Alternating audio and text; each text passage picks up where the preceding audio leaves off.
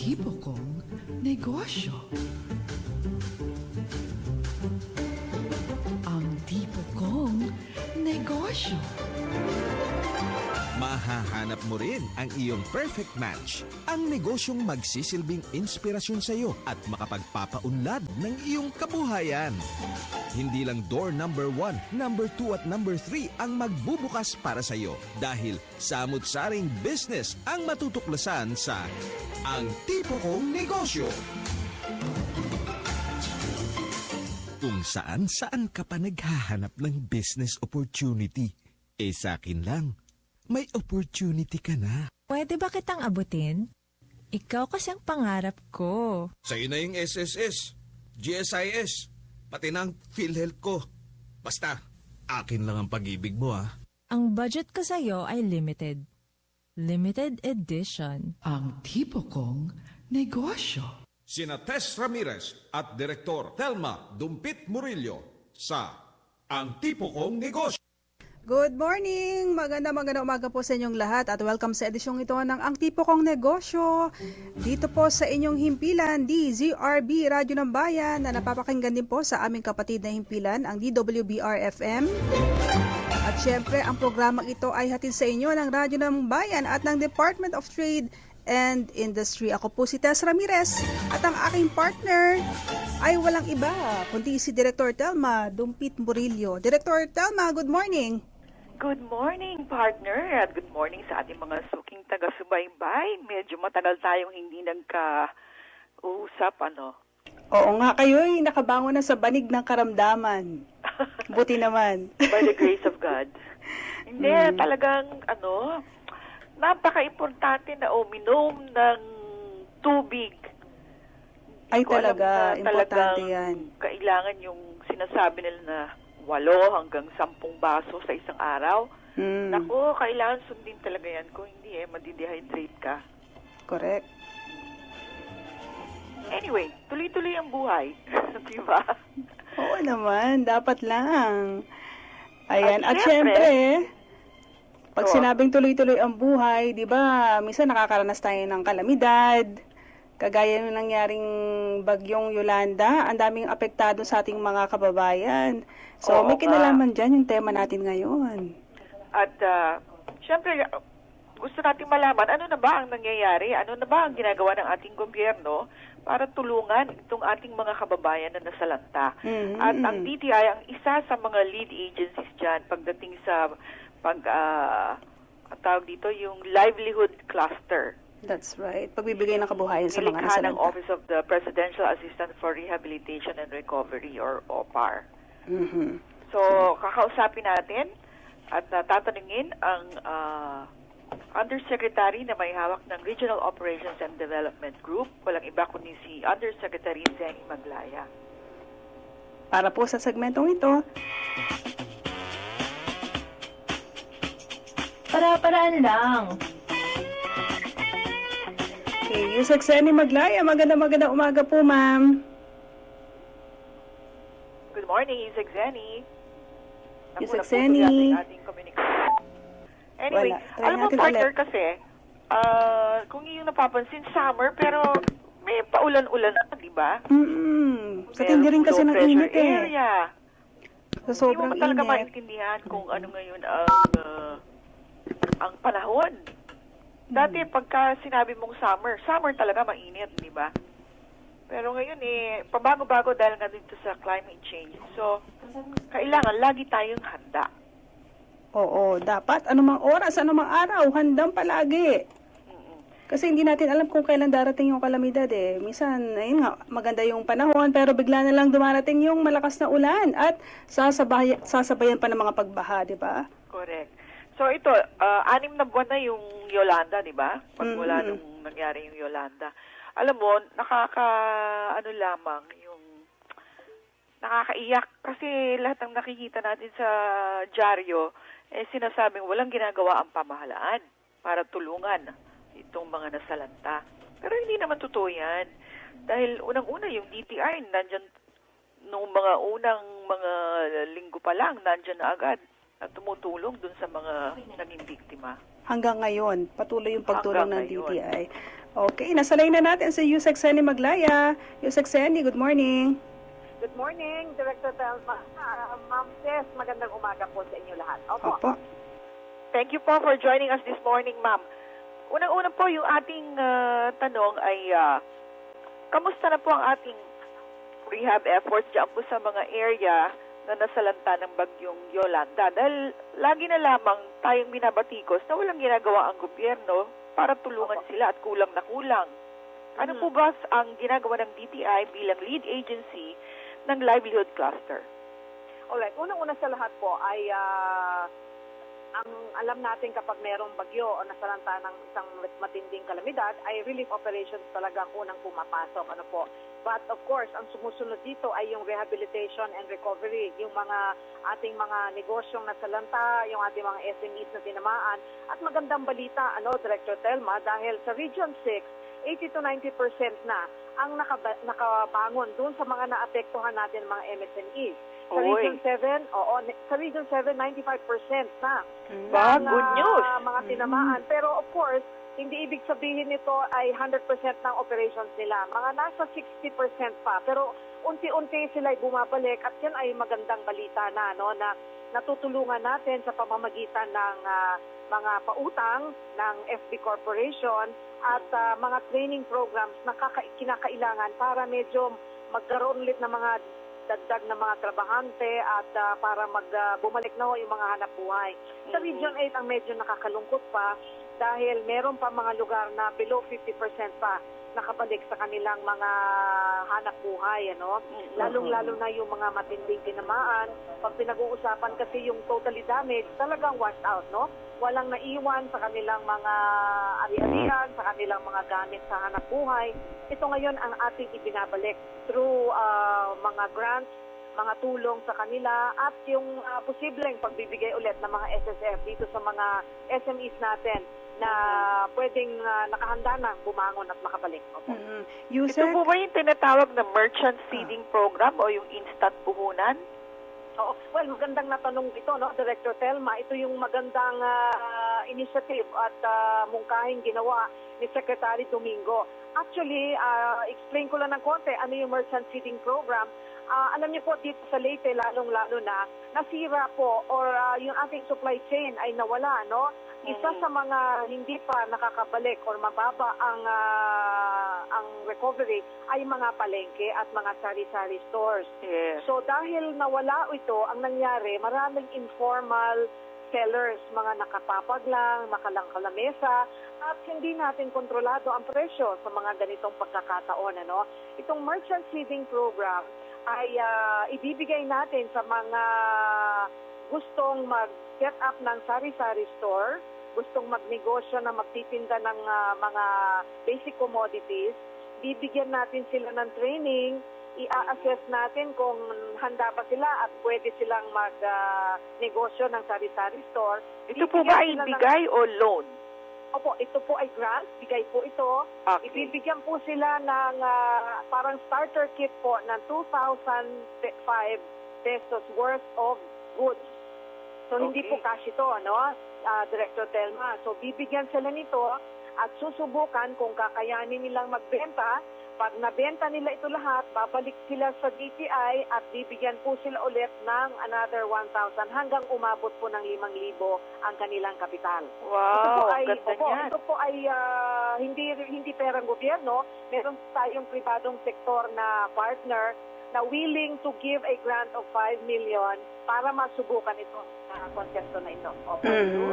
Hindi po dyan kasama, Yusek, yung sinasabi na yung donations o yung relief goods mula sa DSWD na binebenta. Hindi po. Maganda po linawin po natin, hindi po ito yung mga relief goods. Dahil ang ating katayap dito will be yung mga wholesalers na magbibigay ng diskwento sa mga produkto para mas malaki ang kikitain ng ating mga participating entrepreneurs dito sa ating merchant feeding program. At nakatutok po ito. Ibig sabihin nakatutok ang NGO dito sa mga lugar o mga piling-piling munisipyo sa Leyte. Opo. Yusek Sandy, under state of calamity pa rin po ba yung mga nasa Typhoon Yolanda affected areas? Wala na po. Simula nung na-deklara kasi yun, noong November, di ba 8, tinamaan po tayo. Immediately, nagkaroon po ng declaration of a state of calamity. 60 days lang po ang visa ng price control. Although the area, by the way, is still considered under state of calamity, pero wala na po tayong price control. Yun Wala lang na po ang price pagkakaiba. freeze. Kaya po Hindi na ang mga pinapailan relief ng goods, price freeze. donations, ay tuloy po pumapasok. Opo. Meron din tayo, Yusek Zenny, yung tinatawag na Diskwento Depot. Ito naman yung para dun sa may existing businesses na or sari-sari store na gustong kailangan na mamili ng supplies nila. Natuloy po ba ito at ilan na ang na-set up? Ay, opo. Ang Diskwento Depot po ay iba sa Diskwento Caravan natin. Yes. Kung alam natin, Director Telma, ang Diskwento Caravan ay talaga mga trucks na umiikot, pumupwesto sa isang lugar, bumibili ang mga retailers natin at ang mga end users or end consumers. Ang Diskwento Depot ay parang bodega. Alright? Dahil po may mga bodega pa rin po sa Leyte na hindi pa rin po naayos, hindi pa bumabalik sa normal. So, we had to come up with a way na magkaroon ng parang temporary warehouse using container boxes. So, nakapwesto po ito ngayon sa Palo. Meron tayong 3 boxes doon, container boxes, na ginagamit po ng San Miguel Corporation at meron pong ibang companies na papasok in the next couple of weeks. At sila po ay nagbebenta ng mga basic goods doon. Opo. Yusek, yung pong binibigyan ng instant puhunan, yun lamang po bang mga may paninda or may nagmamayari ng mga stores doon? Yung Hindi gusto naman po. mag-umpisa.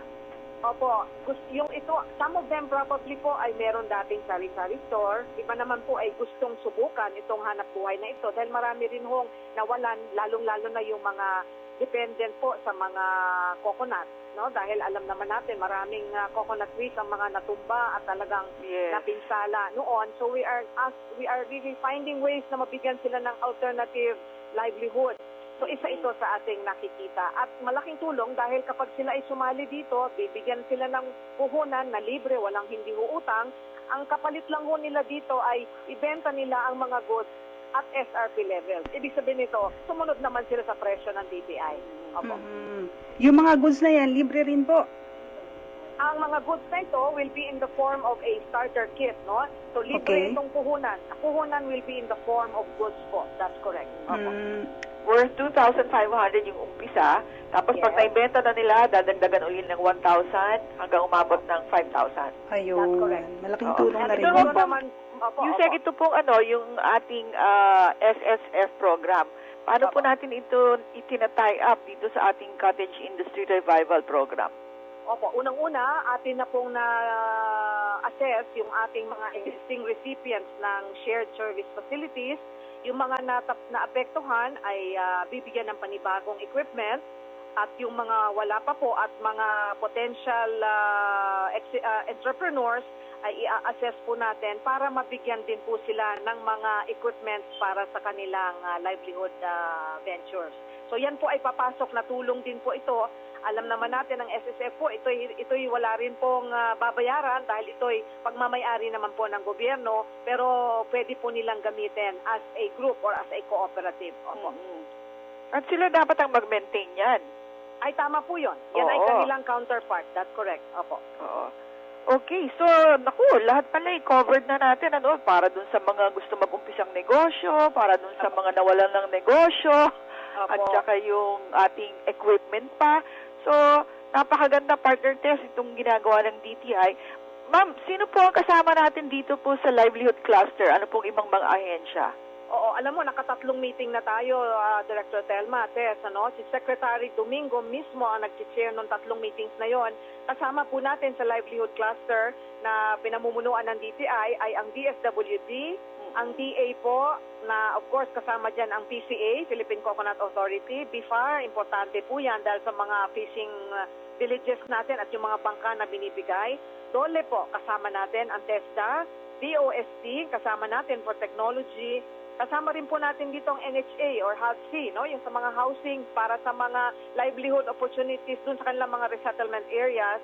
Ang OPAP, kasama din natin yung sa peace process, NCIP, pati mga indigenous peoples po, kasama rin po natin. Kaya malaki ho yung livelihood cluster natin. Oo, malaki at, pala. Opo, at ang malaking bagay po dito ay tumutulong ang mga donor partners natin. UNDP, ILO, USAID, JICA, SIDA at GIZ. Sila po ay meron ng mga binibigay na mga grants at patuloy po silang tutulong sa atin para maibangon ang mga tinamaan na salanta ng Yolanda through the grants and some loans that they will be providing. Okay, Yusek, bagaman hindi na ho naka-implement ngayon yung price freeze, ano po, ay alam Apo. namin na tinututukan nyo pa rin po yung ginagawang pagbebenta ng mga produkto sa mga Typhoon Yolanda affected areas. And just in case meron silang gustong idulog sa TTI tungkol sa mga presyo niyan, mga nagsasamantala, ano po yung dapat nilang tawagan? Opo, kapag meron hong problema ang nakikita sa presyuhan at sa kalidad ng produktong kanilang nakikita sa merkado, tumawag lamang sa 751-3330 or maaari rin po nila i-text sa 0917-834-3330. Ayan. Okay. Pero mas dami ng ginagawa ng gobyerno. Bakit, Yusek, sa palagay ninyo, meron pa rin mga naglalabas ang mga balita na wala daw tayong ginagawa? O nga po, alam mo, nakakalungkot dahil kailangan natin mga programang katulad nito ngayon na nakakarating ang mga magagandang balita. Medyo kulang tayo sa komunikasyon, kulang tayo sa packaging na marami nang nangyayari at marami nang nagagawa. Alam nyo naman, kapag merong isang hindi masaya, ay gagawang issue na ito. Pero pag atin pong titingnan, yung mga reports na natatanggap natin ngayon, no, we're gathering reports from all the members of the livelihood cluster agencies, napakarami na pong nangyayari. Kaya palagay ko po, kasabay ng ating ginagawang efforts, kailangan meron talaga tayong napapackage na communication plan or program at maganda po through your program ay nakukwento natin yung mga nangyayaring ito sa mga areas affected by Yolanda. Bayahan nyo, Yusek, sa susunod, dapat ma-interview naman natin yung mga nakikinabang sa tulong natin. Yes, tama po yun. Maganda po yun. Pwede naman po kayo mag-phone patch sa kanila po, di po ba? Oo. Okay, so, partner Tess, may tanong ka pa kay Yusek? Wala na. Yusek Sani, patuloy po kami makikipag-ugnayan sa inyo, ma'am, ha? Kung inyo pong mamarapatin. Opo, pagtulungan po natin itong paglahad ng mga magagandang nangyayari sa mga lugar na nasalanta ng Yolanda. Opo. Thank you very much. Magandang umaga po at happy weekend, Yusek Zenny Maglaya. Maraming salamat. Magandang umaga po.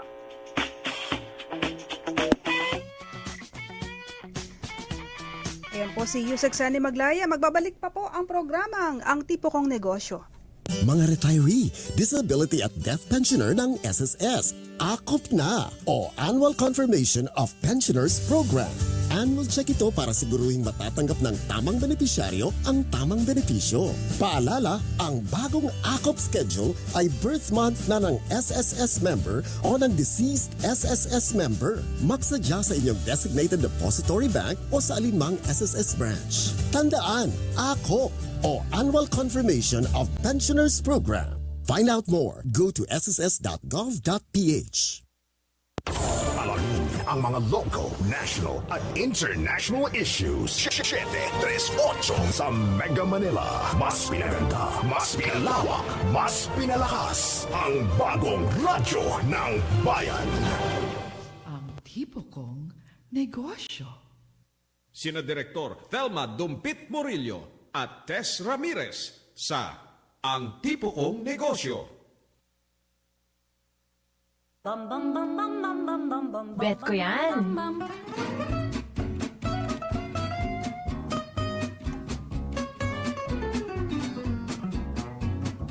Tuloy-tuloy tayo. Meron na tayong 26 minutes. Makalipas po ang alas 8 ng umaga. Director Thelma. Yes, at ang ating susunod na pag-uusapan, may kaugnayan pa rin sa Yolanda. Dahil alam naman natin, partner test, diba? Yung mga bahay doon talagang na-wash out, diba? Kawawa yung mga kababayan natin. Nawala ng tahanan, ha? Oo. So, merong isang inventor, isang PhilAm, na nakaisip nitong shelter solution na tinawag niyang the Butterfly House. Tanungin nga natin kung ano itong Butterfly House at paano niya ito naisip, no? Itong kanyang Yolanda-inspired shelter solution. Nakakalipad ba yan? Tumataas kapag bumabaha? Sige. At gawa sa di ba? So let's talk to Mr. Rogelio Vons Santos Jr., ang inventor ng The Butterfly House. Good morning and welcome to the program. Good morning. Kamusta? Kamusta po? Nandito po ba kayo sa Manila? Base po ba kayo sa Manila o abroad? Dito ako sa Manila. Okay. I'm sorry, mahina yung Tagalog ko, okay? Okay lang po yun. Okay. So, unang-una po, itong tinatawag natin na butterfly house system. What exactly is this and what inspired you to come up with the butterfly house? What inspired me? Well, siyempre, ginawa ko to para sa biktima doon sa Yolanda. But after 1 month, after the first month of the disaster, I was concerned kasi mahina yung response. Medyo mahina, partner, Ha? Okay naman. Malakas naman yung dating dito, Director Telma. Sige. Okay. Kasi nagmamotor ako sa radyo, parang hindi masyadong malinaw yung salita. Mr. Vaughn, make your voice louder, please. Speak closer to your phone. Oh, can you hear me now? Yeah? Yeah, okay. Okay. No, it's me. It's my Tagalog. It's very hard. Well, look, maybe I can say it and you can help me translate a little bit. What happened was when I started thinking about the house, the challenge was there was a very slow development. Mabagal yung magawa yung bunkhouses, right? So I knew there was a problem kasi sobrang dami tao that was affected by the storm, and walang organization talaga dito na kaya magbigay 1 million houses, 500,000 houses. Walang experience dito sa Pilipinas, tapos walang experience sa mundo. Ganun laki and ganun mabilis. Taga Leyte po ba kayo, sir? Ano? Taga Leyte po ba kayo? Hindi, Malabon. You're from Malabon, okay. Binabaha din doon sa Malabon, Oo, di ba? binabaha din doon. So para na kami. So ano yan? And so I came up with the idea because I knew that there needed to be a new way to address this. Inisip ko, why is it every time there's a new storm, ganun ginagawa namin? We put a tent, tapos construct natin bagong bahay, and ang bago naman. And tapos minsan, dalawang taon pa before binigay yung bahay. So, ibig sabihin, 2 taon, 3 taon, sa tent yung tao. So, Ay, Ayun. Naputol. Sige. Kukonekta tayo ulit kay Mr. Roger Vons Santos Jr. Gusto ko malaman kung ito'y yung pwedeng i-transfer o permanent structure ba ito? O gawa sa Ano kaya yung mga materyales na Oo. ginawa niya dyan, di ba? Saan niya pinagkukuha yung mga materyales? Malaki ba ito sa bahay ng Kalapate? Ayan, okay na. Yung linya ni Mr. Vons. Oo. Ang binasa ko na research dito sa Butterfly House project na to, it's a steel-framed housing structure. Andiyan na ba si Mr. Vons? Nasa line na siya. Mr. Vons! yes, I'm sorry. Yes, we were cut off. Yes. So, Okay, go ahead. So, what is the Butterfly House made of? Is it a permanent structure or temporary? Well, the house is made completely of, the full frame is made of steel. And it's made of galvanized steel. So, ibig sabihin, hindi nagara. Right? And matibay yan kasi it's from the floor to the ceiling to the walls. Everything is made of steel. And yung takip niya, pwede naman plywood, pwede sawali, pwede ibang sa bahay. Pero talaga, it's completely made of steel. And tapos, right? And importante yan kasi, pwede maglagay sa lugar kaagad. Mabilis yun. It's lightweight. It goes straight to the site. However, at that point, pwede naman gawin transition home, temporary structure, or kung gusto nila, kung tatagalin yun, pwede naman lagay yung concrete sa sahig, tapos magiging permanent. Yan. Mhm. Sir Vons, nabanggit niyo po na matibay po yung inyong butterfly house. Ano? Naalala ko po yung sinasabi ng Department of Science and Technology. Meron silang pamantayan doon sa tibay. Sabi nila dapat it can withstand yung intensity 8 ng lindol halimbawa. Ganun din po ba yung inyong butterfly house? Kung ulit, it can kumalindo ulit. It should be able to withstand The earthquake. storm, well, here's the earthquake. Well, yeah, it's strong. It's pretty strong. I mean, when you talk about yung ginagamit ng ngayon, syempre mas matibay ito, mas malakas to. Pero kung let's say alam natin ulit pupunta yung bagong storm, yung bagong wind, yung bagong parang nangyari ulit kay sa Yolanda. You know, yung totoo, when you go there, you realize there's not many things that can withstand that strong type of storm, right? I mean, sobrang malakas na mangyayari. So if it happens again, the most important thing is, what if it was possible that you can fold the house again? And then you evacuate, which is the right response to a storm. And when you go back, you still have a house. That's the most important thing in this scenario. Okay. So, the sides, yung mga dingding ay gawa sa stainless steel or ano po siya? It's the sides or the frame? The sides? The sides of the house? The frame is stainless steel, and the sides, ginagamit namin yung marine plywood so that it has water resistance. Okay. The marine plywood, yung ginagamit sa bangka, sa boat. So right now, you are building butterfly homes in partnership with some benefactors. Yes, we have manufacturers in Cebu. So Cebu is where we are building the houses right now. Mm-hmm. So far po, ilan na po ang construct natin? Well, right now we're building around 2,500 homes, and so we have shipments coming in for hundreds a week. Mm-hmm. So we're very much in the construction process right now. So you'll actually hear about our first 100 homes released in a couple of weeks. Mm-hmm.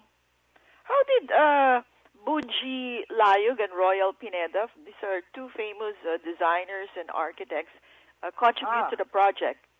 Very good. Well, me myself, hindi ako engineer or architect. I'm kind of an engineer, right?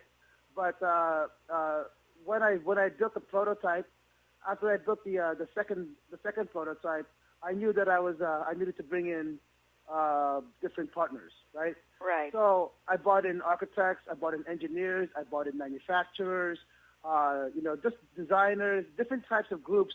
Buji Layog, is one of the more recognized names in the group, right? Yes. And so when they came in, they saw it. Maganda yung isip nila. They said nila, alam mo ba ito? Pero yung style natin parang malaking furniture.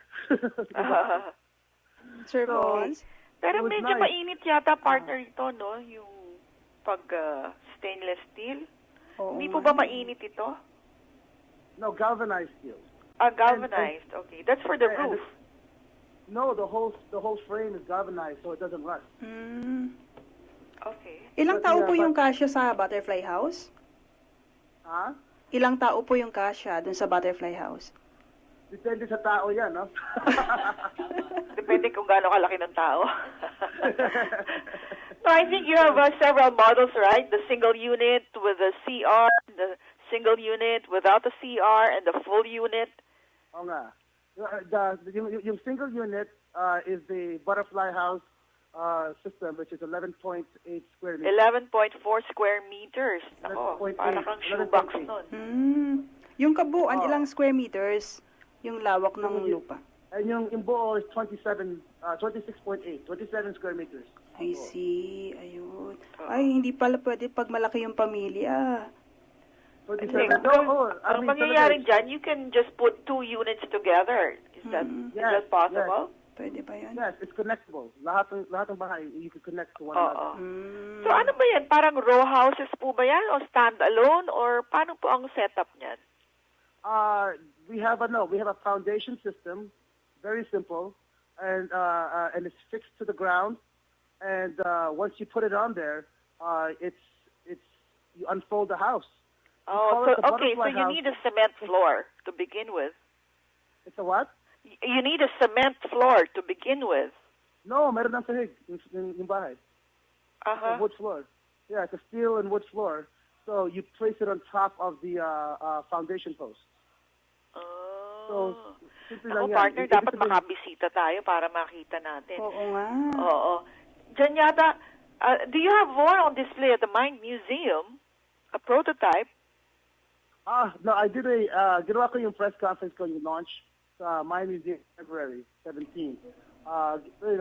They let me use the venue for free because they're so nice, and they and then I have a demo unit dito sa Taguig. Okay, but this is not just for disasters, right? I mean, you can use it as temporary housing or even permanent housing in maybe camping areas or whatever. You know what? Ang daming tao tumatawag sa akin para ibang uses of my house. But ay maraming bansa na tumatawag. For example, doon sa yung Bahrain, yung Syria tumatawag, Greece tumatawag, South America, Chile, Nigeria. Marami tumatawag. And a lot of them meron silang disaster scenarios, so they're calling for that. Syria, maraming tao na kailangan bahay because of the war, right? Right. But I get a lot of calls for temporary housing for construction workers. Right. I get calls for greenhouses for farms. I get calls for mini gardens so how much does that cost now? Your single unit with a CR? The single unit with the CR for the para sa survivors, we're selling it at 62,500 pesos. 60,000 pesos. Okay. Yun na yung total cost. Yung single unit 11.8 is 50,000 pesos. With the CR is 62,500. Okay. Okay. Siguro mabababaan pa yung presyo niyan, Director Telma, kung ang tatawag sa kanya ay isang karaniwan, simpleng tao at mahirap. Diba? Nasa pag-uusap. Baka libre na nga pwede. Okay. So, well, we wish you luck in your advocacy. And we really want to be able to take a look at your butterfly house and see how it is in live. Yeah. Many have seen it. Many. I mean, it's a very, very beautiful house when you actually look at it. Siyempre naman, meron akong bujilayo kasama sa mag-design, right? At adaptable siya sa climate change. Yun ang maganda. And actually, ganito yung strategy namin. We were not trying to fight nature with building the most perfect structure to resist winds. We're respecting nature, right? And what happens is when you look at the approach to the house, talaga it's a really fast response. In one container, I can put 15 houses. Ibig sabihin, next time may storm, I can bring 2 containers. I have a town in one day. Right. That fast. Yes, it's that fast. So aren't you working with the DPWH? Because they're also building those bunk houses. Maybe this is a good alternative. From DSWD. DSWD. Soliman. Okay, well, so partner, may tanong ka pa? Alright, wala na. Good luck na lang kay Mr. Von. Siguro naman kung mabibigyan natin siya ng maraming tatawag sa kanya, makakalibre na tayo ng bahay. Hindi, joke lang. Yeah. Aba, nag-yes. You know what? You could check out butterfly.ph. That's our website. And and actually, I've been invited to meet Barack Obama when he comes here Monday for the dinner. Wow, that's great. So I'm going to try to get a selfie and do the butterfly house symbol. Good luck with that selfie. Okay, well, nice talking to you, Vons, and good luck to you. And please keep us updated. Thank Okay, you so much, salamat. sir.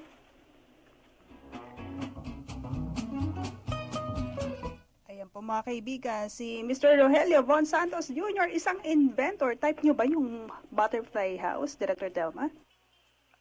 Alam mo, yung nakikita ko ngayon kasi yung container vans ginagawang bahay. Oo. Di ba? Ito, isang alternative din ito. Pwede naman. Why not? Ang importante sa akin yung may CR. Siyempre naman. 43 minutes after 8. Magbibigay daan lang po tayo sa ilang mahalagang paalala. Magbabalik po kami. Mga retiree, disability at death pensioner ng SSS. Akop na o Annual Confirmation of Pensioners Program.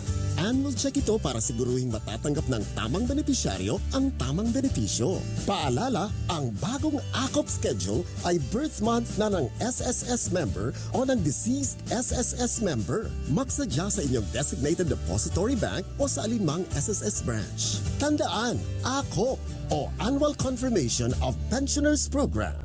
Find out more. Go to sss.gov.ph. Mga retiree, disability at death pensioner ng SSS. Akop na o Annual Confirmation of Pensioners Program. Annual check ito para siguruhing matatanggap ng tamang benepisyaryo ang tamang benepisyo. Paalala, ang bagong AKOP schedule ay birth month na ng SSS member o ng deceased SSS member. Magsadya sa inyong designated depository bank o sa alinmang SSS branch. Tandaan, AKOP o Annual Confirmation of Pensioners Program. Find out more. Go to sss.gov.ph. Alamin ang mga local, national at international issues. 738 sa Mega Manila. Mas pinaganda, mas pinalawak, mas pinalakas. Ang bagong radyo ng bayan. Negosyo. Sina Tess Ramirez at Direktor Telma Dumpit Murillo sa Ang Tipo Kong Negosyo.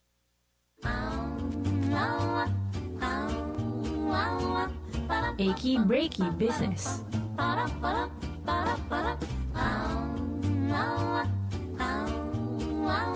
Okay, we're back. Ako pa rin po ang inyong lingkod, Tess Ramirez. Kasama pa rin, of course, si Director Telma Dumpit Murillo. Director Telma. Yes, at tuloy-tuloy ang ating programa. At sa pagkakataong ito, atin namang kakausapin ang, siyempre, expert pagdating sa climate change, risk assessment, and disaster preparedness. Itong CEO ng World Fund Philippines. Walang iba kundi si Mr. Jose Maria Lorenzo Lori Tan. Good morning, Mr. Tan. Good morning din, Selma at Tess. Opo, salamat Good po sa morning oras po. ninyo. Ito Dumadagundong ang World boses. Ha? Lalaking lalaki. Dumadagundong. WWF, World Wildlife Fund. Ito po, hindi lamang po mga endangered species na hayop po ang hindi pong inaalagaan dito po sa WWF. Ano po?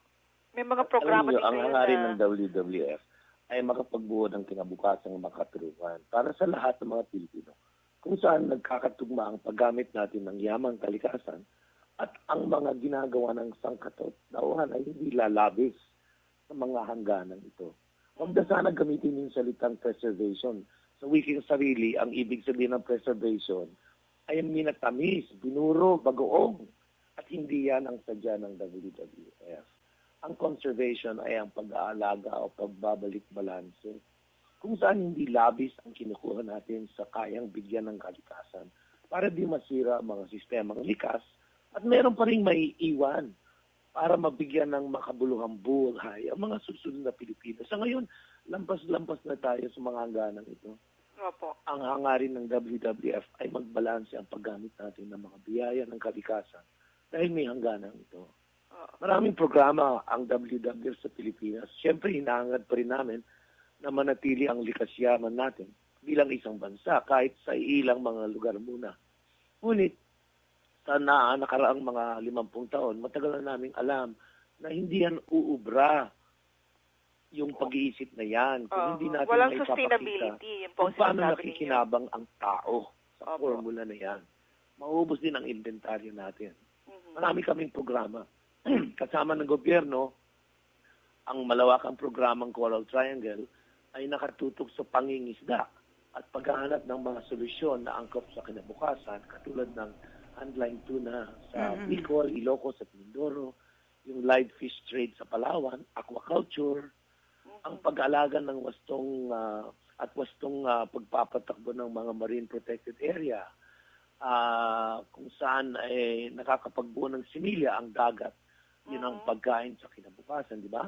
May mga programa kami katulad ng city assessment kasama ng BPI para makapaghanda sa kinabukasan naguguluhin ng climate change. Yung post-Yolanda program namin, Bankas for the Philippines, para sa maralitang mangingisda sa Visayas at Palawan. May mga climate adaptation projects namin kami sa Tubataha, Apo Reef, Davao Gulf, Mindoro, at mga watershed management projects sa Laguna de Bay. Sir, ano ba Dikit lang po? namin ng Sa tagal gobyerno na kasama ng nung CHESA at DOT. Marami kaming programa para makapagbuo ng bagong ranger station sa Tubataha. At ang renewable energy program namin kasama ng DOE ay para lubos na maintindihan ng karamihan ang mga pagkakataon dito sa sektor at mapalaya sana natin ang mga island provinces at magarantiya ang energy supply. May programa din kami sa DepEd, sa DOST, Ang dami pala nilang at programa. DA, at marami pang iba. Ang pulot dulo niyan ay para maibalik natin ang balanse sa paggamit natin ng mga biyaya ng kalikasan at nakatutok ang WWF hindi lang sa conservation ng likas kayamanan, kundi sa human footprint o yung mga bagay na dapat gawin ng sangkatawan para meron pa rin mananatili sa mga susunod na henerasyon. Sa darating na 30 taon, aabot tayo sa 140 million. Kailangan pa rin sila kumain, kailangan pa rin sila ng tubig, at magagalit na talaga sila kung puro brownout pa rin tayo. Hindi So, in other words po, ito Mr. Tan, ang sinasabi po ninyo, yung sustainability ng programa. Sustainability. Ang programa po dito sa Pilipinas ay halos 65% funded domestically. Hindi kami nakasalalay sa pera na gagaling sa labas. Okay. Sa tagal po ng inyong pong kampanya, meron na po bang marked increase in the awareness sa ating po mga kababayan sa kahalagahan? Napakalaki, lalong-lalo na sa mga kabataan at yung mga bagong pumapasok sa trabaho. Napakataas ang awareness. Ang natitirang challenge o problema ay hindi pa rin sila nabibigyan sa tingin ko ng sapat na pagkakataon na magkapagkontribusyon na positibo. Kailangan pa rin ito kanya. Director Telma, tamang-tama, di ba? Earth Day yung nung Tuesday, sinelebrate ng buong bansa yan. So, isa rin sila dun sa tumutulong ng pamahalaan. As you have said, ang dami nilang mga programs na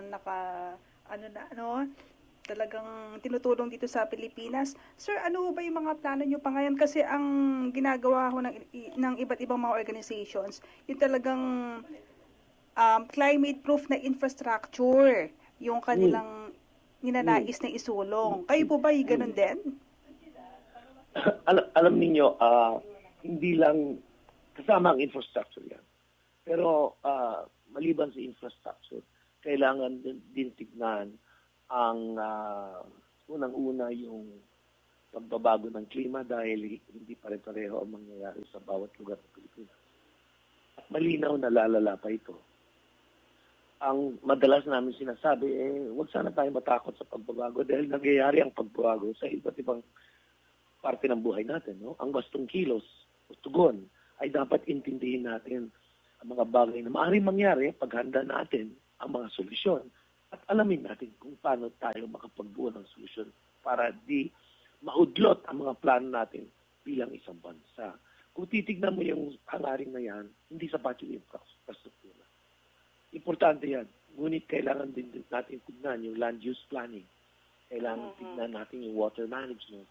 Kailangan natin tignan yung energy. Dahil kung imported energy parati tayo, ay alanganin din tayo, no? So, may marami pang ibang bagay. For example, hindi lang yung pagtatayo ng bahay o eskwelahan, ospital. Paano yung mga highway? Diba?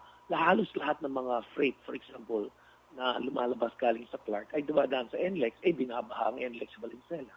So, paano yun? Diba? So, kailangan din natin tignan yung kabuuan ng mga solusyon. Hindi lang yung sectoral, kundi yung tinatawag nilang supply chain. Yung mga negosyante naman po, paano ho sila matutulungan na makapagprepara para hindi maapektuhan yung kanilang business kapag may mga trahedya?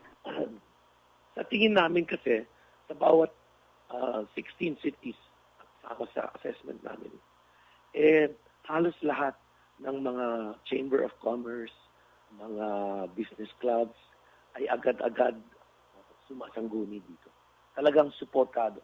Nakikita nila na magkakaproblema sila at handang-handa sila tumulong para makapagbuo ng solusyon. Ang kailangan nating tutukan ay yung mga maliliit din dahil napaka-importante sila sa ekonomiya ng bansa natin. Hindi lang yung mga negosyante o yung mga malaking kumpanya. Kailangan, dahil meron din silang mga budget para tugunan yung mga problemang yan. Madalas yung maliliit o yung mahihirap ay wala. So kailangan kung ano man ang solusyon ay tignan natin yung mga bagay katulad ng infrastruktura, drainage programs, city planning programs, kung saan nakikinabang ang lahat at hindi lang yung mga malalaking negosyante. Ako, yung huling tanong ko na lang, partner, meron tayo ngayon, Mr. Tan, yung ating NDRRMC, National Disaster Reduction. Ano tawag mo doon, partner? Disaster Risk Reduction Risk Management Reduction, Council. oo. Ano po, sa palagay ninyo, ang dapat pang gawin nitong ahensyang ito para maging proactive at hindi reactive lamang pagka yung may dumadating na sakuna o bagyo? Ay tinatawag sa English ay reactive. In other words, response. Kailangan proactive o kailangan preparedness. Opo. Kailangan maintindihan natin ang maaaring mangyari sa mga lugar lungsod natin at paghandaan natin. Para hindi tayo nadadapa sa bawat bagyo. Nagawa ho yan ng ibang lugar, katulad ng Guam. Alam nila, tinatamaan sila ng bagyo, malakas na lindol. Binago nila yung building code nila at sa nila lumalampas na 50 years, ni isang gusali hindi natumba, ni isang bahay o eskwelahan hindi nasira. Okay. Ayan. So, partner? Siguro, Director Telma, nagko-conduct sila ng mga workshops para makatulong sa information dissemination. Pero hindi ba dapat sa akin lang yung maging isang department siya separate, hindi yung nasa ilalim ng DND. Kasi sinusubukan ho niyan sa Climate Change Commission. Kaya lang hindi siya line department, no? Under siya ng Office of the President. Opo. Yun ang isang alam naman ninyo, yung mga nasa ilalim ng OP, siyempre may advantage, pero meron din disadvantage. Dahil yung mga line departments may talagang malalaking mga budget. Kasi po, considering na talaga namang taon-taon tayo binibisita ng bagyo, hindi ba dapat lang na yung may isang ahensya na talagang walang ginawa kundi yun lamang ang pagtuunan ng pansin? Ang ginawa po ng Singapore, imbis na magtayo ng bagong ahensya kung saan lalakper ang overhead ng gobyerno, ang ginawa nila, inupo nila lahat ng mga magagaling, mga pihasa, at nagbuo sila ng isang 25-year plan.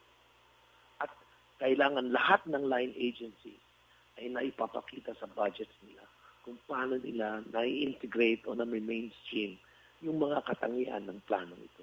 At makikita mo na kung halimbawa sa mga seaport ng Singapore, iba na ang patakaran nila ngayon. Tayo, ang dami natin seaport, 80% of our trade is carried by sea. Ngunit, ilang mga seaport natin ay na-retrofit na para sa sea level rise. Wala ni isa. Ayan, okay. Maraming masusustansyang impormasyon na naibahagi si Mr. Tan. Ang susunod na araw, sir, ay makikipag-ugnayan po kaming muli sa inyo. Maraming salamat po. Anytime po. Anytime. Maraming salamat, Mr. Laurie Tan, CEO Maraming ng salamat World Wildlife Fund. Sa oras po na 8:58. Velma Dumpit Murillo at Tess Ramirez sa Ang Tipo Kong Negosyo. Okay, oras na ng ating pansamantalang pamamaalam, Director Telma. Pero bago tayo tuluyang magwakas, baka meron pa kayong nais na sabihin sa ating mga listeners. Meron pa ba? Naubusan na ba? Wala na. Pahinga na tayo. At hindi mawawala problema. Hindi mauubos ang trabaho, di ba? Oo nga. So ipagpatuloy natin ang discussion next Friday. Abangan niyo po ang susunod na tema para sa programang Ang Tipo Kong Negosyo. Director Telma, maraming salamat. Maraming salamat, partner. And it feels good to be back. So hanggang sa susunod po ng Biyernes, ito po ang inyong lingkod, Velma Dumpit Murillo. Have a nice weekend, partner. Have a nice weekend too. Ako po naman si Tess Ramirez at nagpapasalamat kami sa lahat ng aming mga nakatuwang sa produksyon. Thank you so much kay Miss Marela Jem Castro, Marjorie Posas. Sa technical side, thank you kay Engineer Lita de los Santos. At sa DWBR Tech, si Mr. June Paladan. Until next Friday mga kaibigan, have a nice weekend. Bye!